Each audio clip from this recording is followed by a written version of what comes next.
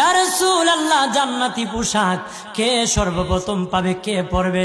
নবী বলেন, আয়েশা রে, জান্নাতি পোশাক সর্বপ্রথম আমি রাসূলুল্লাহ পাবো, কিন্তু আমি নবী সর্বপ্রথম পরব না। সর্বপ্রথম ইব্রাহিম খলিলুল্লাহকে জান্নাতি পোশাক পরানো হবে।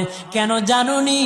ইব্রাহিম নবীকে নমরুদের আগুনে যখন ফেলে দেওয়া হয়েছিল, দুনিয়ার সব ছেড়ে দিয়েছিল, বাড়ি ছেড়ে দিয়েছিল, সম্পদ ছেড়ে দিয়েছিল, মা বাবা ছেড়ে দিয়েছিল, এমনকি গায়ের জামা যখন খুলে নে, ইব্রাহিম কয়েক কাপড় ছেড়ে দিতে পারি, আমার আসমানের মালিককে ছেড়ে দিতে পারি না।